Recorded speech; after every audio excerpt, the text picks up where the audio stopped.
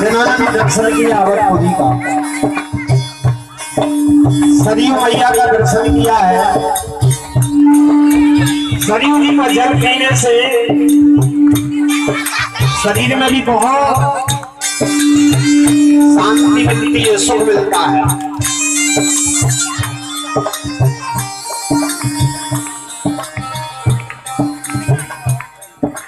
धन्य कौशला धन्य के कई धन्य सुमित्रा मैया, धन्य कौशला धन्य के कई धन्य सुमित्रा मैया।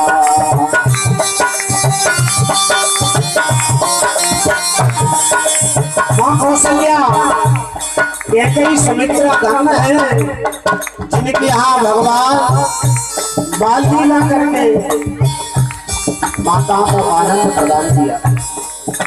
धन्य कौशला धन्य के कई धन्य सुमित्रा मैया, धन्य कौशला धन्य के कई धन्य सुमित्रा मैया, धन्य कौशला धन्य के कई धन्य सुमित्रा मैया, धन्य कौशला धन्य के कई धन्य सुमित्रा मैया। धन्य भूषण लक्ष्मी के आंगन खेले चारों भैया, धन्य भूषण लक्ष्मी के आंगन खेले चारों भैया। मीठी मोटी रसीली इनकी पानीदार है मोहे, मीठा मीठा सरयू जी को पानीदार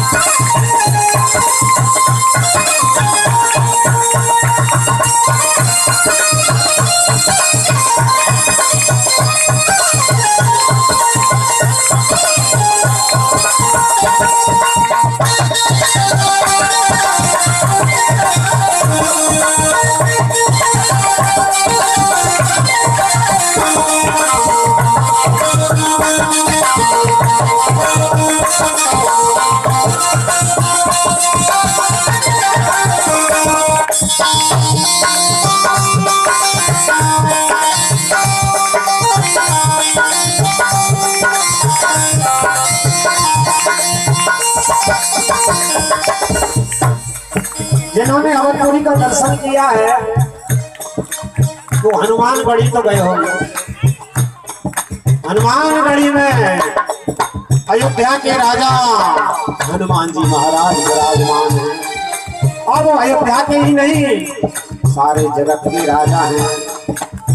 सारे जगत के राजा हनुमान जी हनुमानगढ़ी में विराजमान हैं और जिन्होंने अवधपुरी का दर्शन किया वो हमारे गुरु महाराज के आश्रम जरूर गए होंगे। जो जन्मभूमि ट्रस्ट के अध्यक्ष हैं जिनका आश्रम का नाम पहले छोटी छावनी था, अब मणिराम दास छावनी।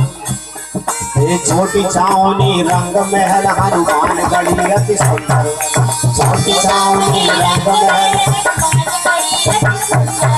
छोटी छावनी रंग महल हनुमानगढ़ी अति सुंदर।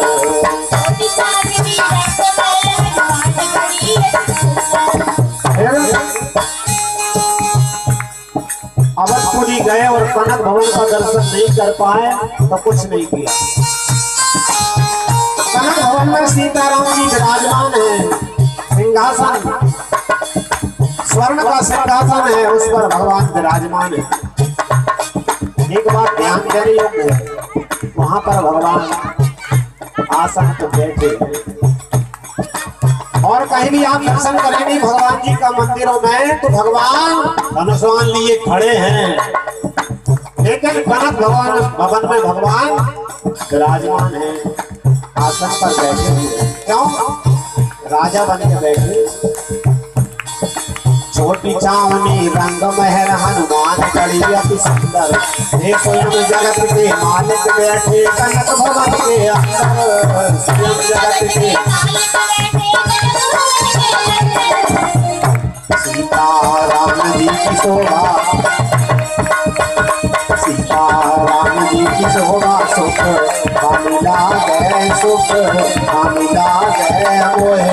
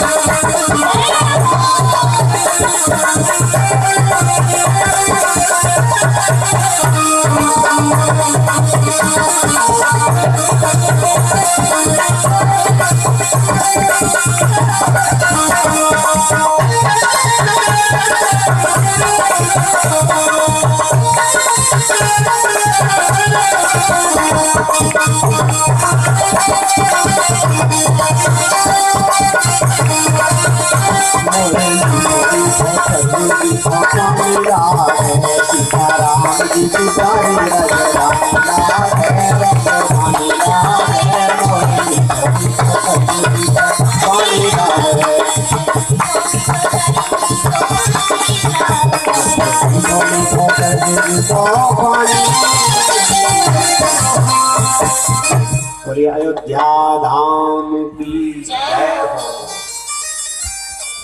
अपनी राम कथा भी अयोध्या धाम में भगवान राम जी की जन्मभूमि पर राम जी की रामलला की प्राण प्रतिष्ठा हुई, उसकी द्वितीय वर्षगांठ के उपलक्ष्य में यह राम कथा हो रही है। प्रथम जब प्रतिष्ठा हुई थी तब भी अपन ने 22 जनवरी के लगभग में राम कथा का कार्यक्रम रखा था, और द्वितीय वर्ष प्रथम वर्षगांठ थी, अब की द्वितीय वर्षगांठ के उपलक्ष्य में भगवान की मंगलमय कथा का आप श्रवण कर रहे हैं।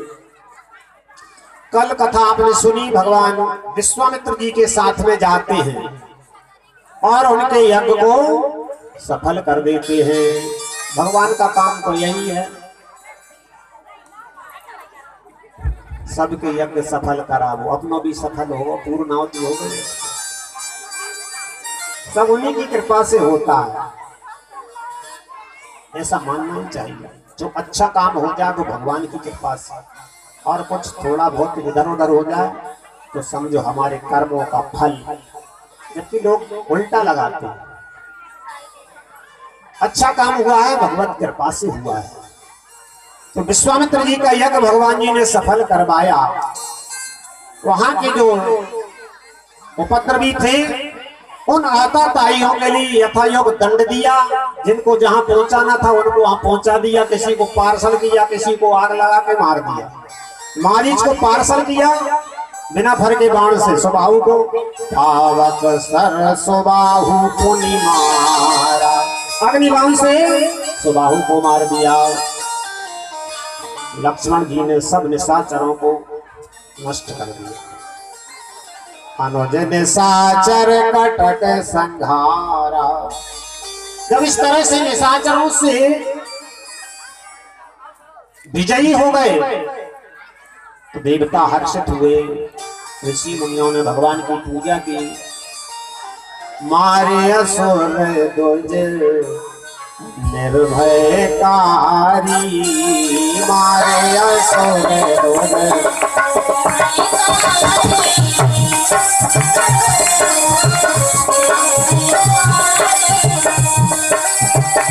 स्तुति कराई धारी, स्तुति कराई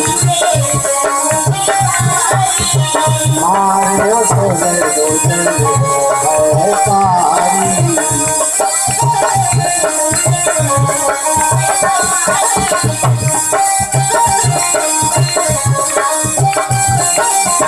कहे पुनि का छोटे बसर गोराया, कहे पुनि का छोटे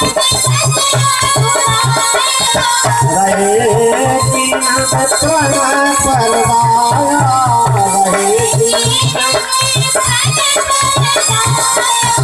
मारे असुर दुज निर्भयकारी, मारे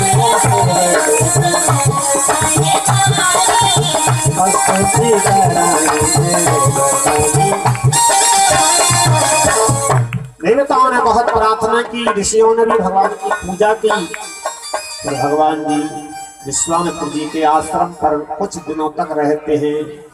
भगवान वेद पुराण शास्त्रों की कथाओं को सुनते हैं, सब जानते हुए सुनहि राम यद्यपि सब जाना, सब जानते हुए भी प्रेम से कथाओं को सुनते हैं, सत्संग करते हैं।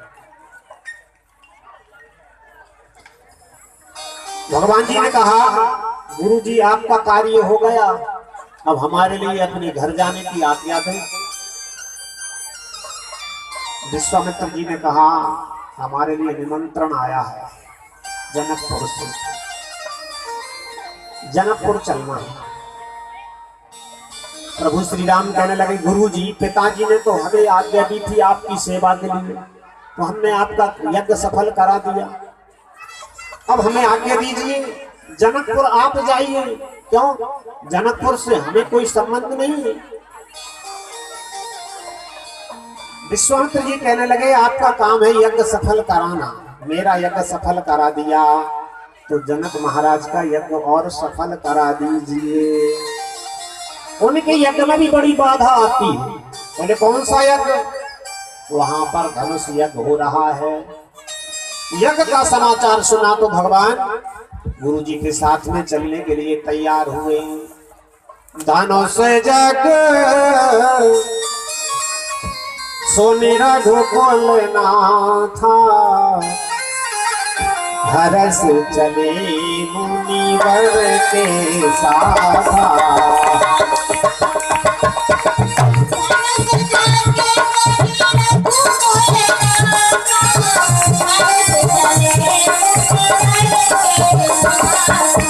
धनुष यज्ञ सुन रघुकुल नाथा, हरस चले मुनिवर के साथा।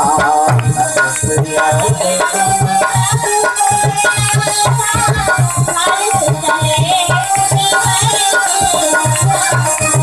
आश्रम एक दिख मगमाही, जगत जीव संतो करनाही।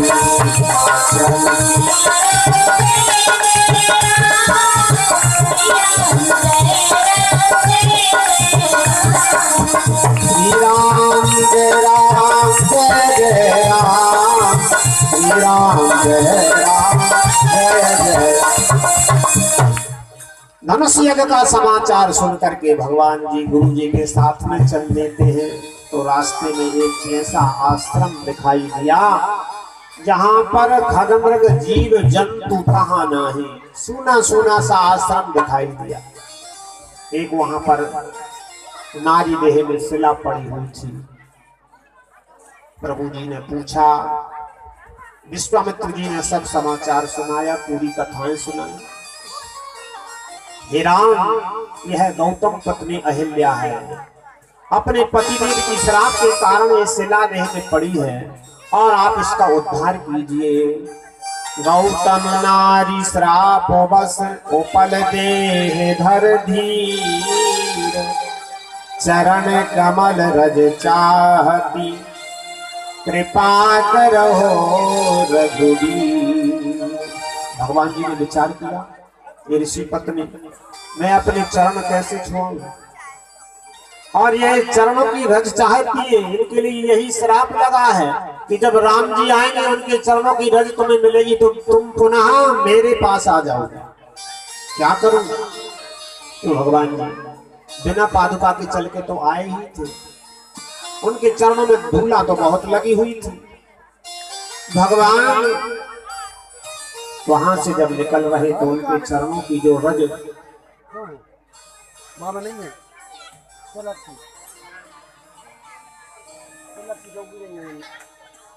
तिलक की थाली लाओ पूजन वाली। बैठ बैठ जाओ।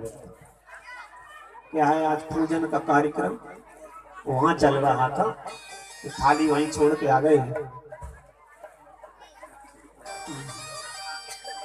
जैसे ही भगवान के चरणों की रज प्राप्त हुई है तो अहिल्या प्रकट हो गई।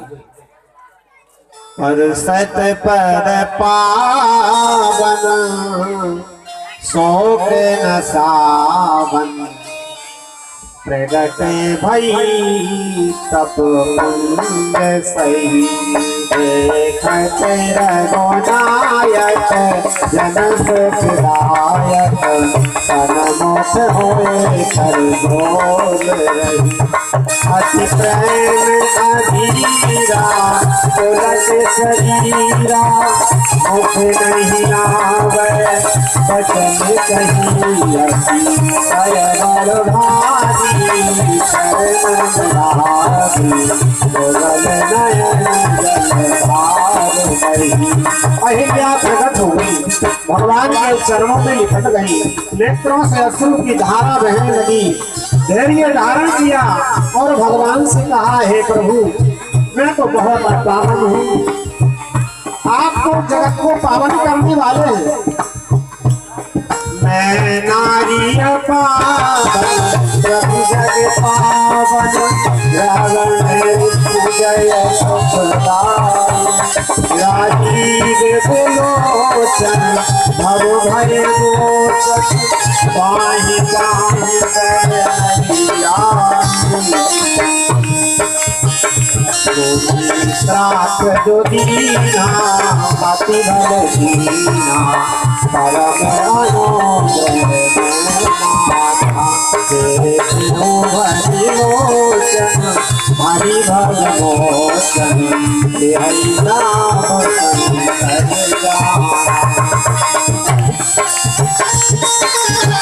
अहिल्या जी कहने लगी, हे प्रभु, मेरे पतिदेव ने जो मुझे श्राप दिया था, बड़ी कृपा की, उनकी कृपा से आपके चरणों तक आज मैं पहुंच गई। पतिव्रता का धर्म यही है, अपने पति की सेवा करते करते भगवान को प्राप्त कर ले, मैं चाहे वरदान से चाहे श्राप से, लेकिन तुम्हारे चरणों तक आ गई। मुनि श्राप जो दीना हरि भल दीना, परम अनुग्रह माना।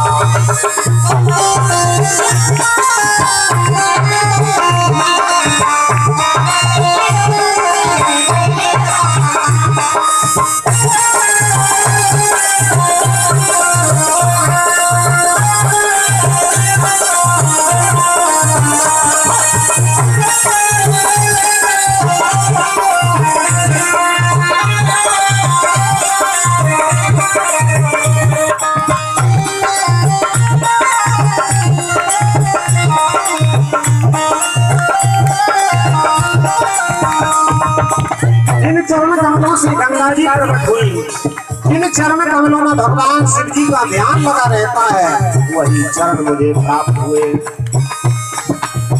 इस तरह से बारंबार प्रार्थना करती हुई अहिल्या, जो अति मन भावा सोबर भावा, वही पति लोक आनंद भई।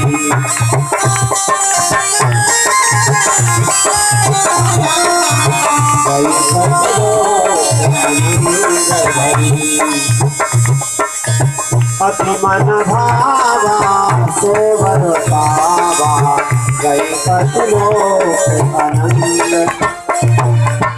भगवान से प्रार्थना करती है, हे प्रभु, मेरा मन आपके चरण कमलों में लगा रहे। जैसे घोड़ा कमल के फूलों पर सदैव मंडराता रहता है, ऐसे ही जय सोई पद पंकज